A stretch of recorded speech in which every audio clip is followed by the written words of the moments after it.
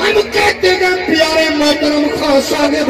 میں برملا کہتا ہوں میں 4 بیٹیوں کا باپ ہوں، اللہ کی قسم میں کشمیر کی ہر بیٹی میری بیٹی سے زیادہ مجھ پہ حق رکھتی ہے۔ میرے پیارے وزیر اعظم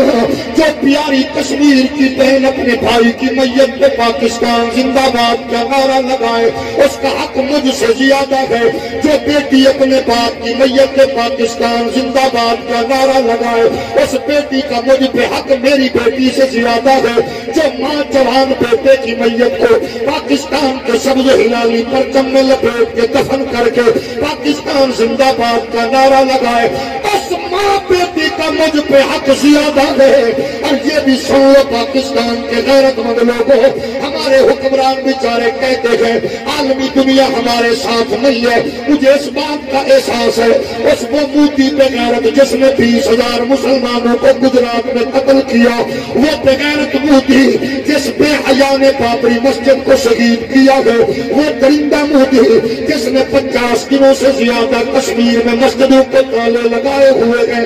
آج عرب کے بے غیرت حاکم کا عالم یہ ہے وہ اس کو UAE ابوظہبی کی مسجد کی سیر کروا رہا ہے۔ مجھے پتا ہے کہ UAE کا کمینہ حاکم وہ مندر بنا کے چابیاں مودی کو دے کے مسلمانوں کے زخموں پہ نمک چھڑک رہا ہے۔ مجھے پتا ہے سعودیہ کا بدکار بے حیا زانی شرابی حاکم اس کو سول ایوارڈ دے کے اپنی جناب کشمیر کی بیٹیوں کے زخموں پر نمک چھڑک رہا ہے۔ لیکن میں یہ کہتا ہوں جس بے حیا عرب کے سلطان نے 20 کلو کی تلوار ٹرمپ کو دی تھی، جس بغیرت حاکم نے 25 میٹر سونے کی کشتی ٹرمپ کو دی تھی، جس بدبخت نے اسے امن کی فاختہ کہا تھا، اس سے ہمیں کل بھی توقع نہ تھی نہ ہے۔ لیکن میں تاریخ بتاتا ہوں، میں نے جتنا تاریخ کشمیر کو پڑھا ہے اللہ کی قسم ہے کشمیر کی بہن کا جب بھی آنسو نکلا اس نے امام کعبہ کو آواز نہیں دی، کشمیر کی ماں کی جب بھی چیخ نکلی اس نے کویت کے زانی کو نہیں پکارا، کشمیر کی بہن جب بھی چیخی ہے اس نے مسقط کے بے حیا کو نہیں پکارا، برونائی کے سلطان کو نہیں پکارا، سمندروں میں 1500 محل کمروں کے محل بنانے والے عیاشوں کو نہیں پکارا، 300 ارب ڈالر کے اپنے اپنے طیارے خریدنے والے ان ظالموں شرابیوں عیاشوں کو نہیں پکارا، ایک تیل کے کنووں پہ ناز کرنے والے ان عیاشوں کو نہیں پکارا۔ کشمیر کی بہن جب بھی روئی ہے اس نے منہ پاکستان کی طرف کیا اور رو کے ماں کو کہتی ہے ماں کبھی عرب سے محمد بن قاسم آیا تھا، اب کشمیر کی جانب پاکستان سے کوئی محمد بن قاسم بن کے ضرور آئے گا۔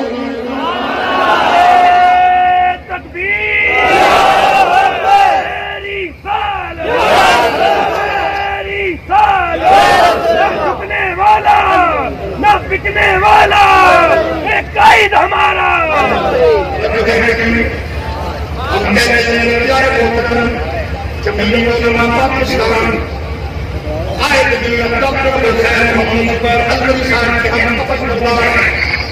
ہم ان کے نوکران میرے پیارے وزیر اعظم اور میرے محترم کمانڈر ان چیف جناب قمر جاوید باجوہ صاحب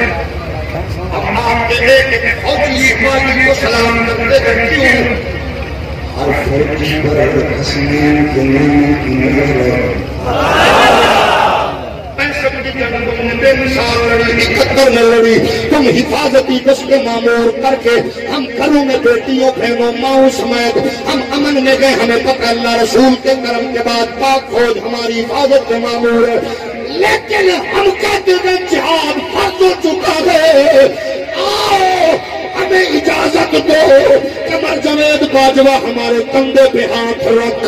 جناب عمران خان صاحب ہمیں ازما اللہ کی کبریائی کی قسم ہے، ہمیں حکم دے سورج ڈوبنے سے پہلے ہم دلی کے لال قلعے سے لے کر موتی کی ماں کے کوٹھے پر پاکستان کا سبز ہلالی پرچم لہرا کے اگر ختم نبوت زندہ باد کا نعرہ نہ لگائیں محمد